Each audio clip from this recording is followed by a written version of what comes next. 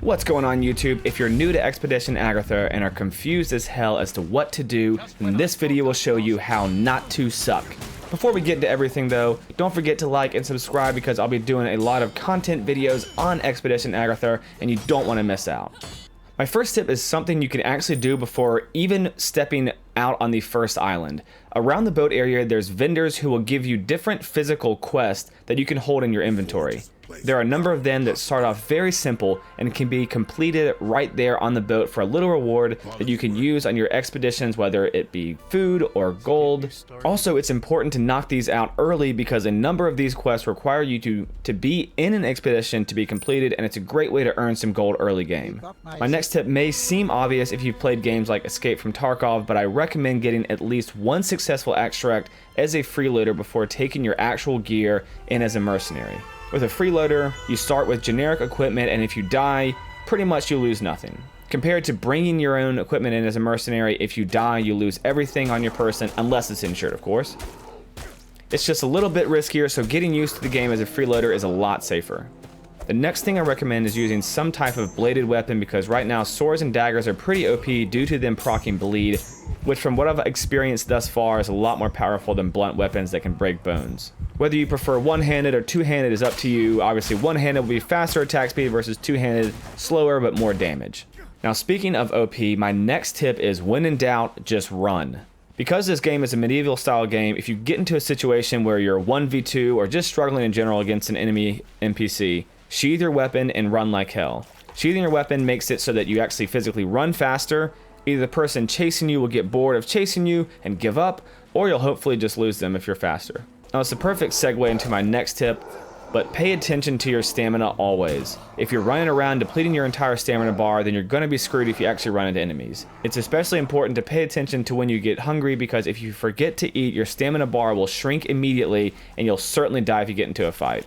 My next tip may seem obvious, but it's always good to fill your action bar with at least one of each type of food, potion, bandage, and splint. Food so you can quickly heal hunger as well as slowly heal yourself, potions to heal yourself, bandages to recover from bleeding, and splints to recover from broken bones.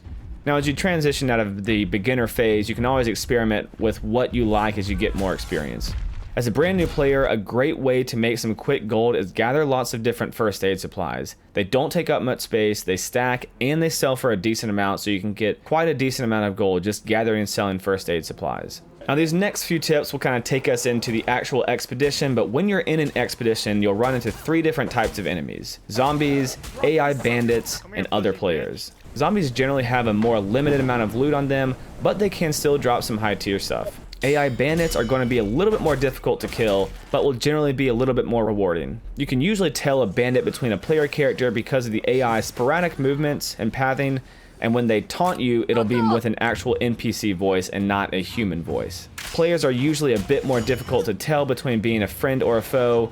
My personal experience, especially playing as a solo player, has been 9 times out of 10 I will be attacked by a team of 2 or more players. Even players that have said they're friendly have stabbed me in the back after traveling together for a while. So personally, I would rarely ever trust another player, especially if it's a team of 2. Speaking of combat, I'll cover a more deep dive into combat on a different guide because there is a lot more than I can cover in this video. But since we are talking about fighting or avoiding enemies, you need to pay attention to how different armor affects you differently. Heavy armor will offer you more protection but will slow you down and be more noisy so enemies can hear you from further away. On the opposite side of that, light armor offers you less protection but actually gives you speed boost along with being less noisy so you can sneak around. Now I recommend choosing your armor based on what your mission priority is. If you're just going in for quick supplies or to finish a locational based quest, I recommend wearing all light armor so you can get in and out quickly. If you're going to fight enemies or playing with another player wanting to fight, then heavy armor could be more suited for what you need.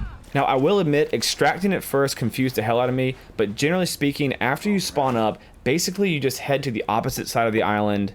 This map made by Ecuz does a great job showing the different spawn locations on the island with the different extract locations. I'll also link it in the description below for your reference.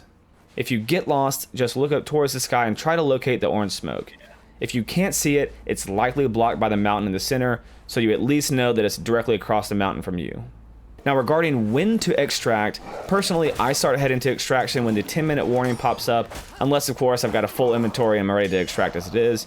But if you want to cut it as close as possible, you can actually press \ET and it'll tell you how much time is left. Be careful though, because if you wait too close to the timer, corrupted zombies will spawn up and they are not easy to fight and you will likely die. My last and final tip is what to spend your gold on once you've gotten a few extractions under your belt and made some money. Firstly, I recommend grabbing the Adventurer's Backpack expansion from Ching, which costs 3,000 gold, which will allow you to carry a lot more items in your expeditions. The other item I recommend is the document briefcase sold by Gato for 1,000 gold, which will allow you to hold all your missions and other paper type items in one place. That's my 12 tips for you as a beginner to hopefully get you started off on the right foot. Hopefully the video is helpful. If it was, please let me know in the comment section below. If you have any other questions or have any other tips to add, please drop them also in the comment section below. Thanks for watching. I'll see you next time, YouTube.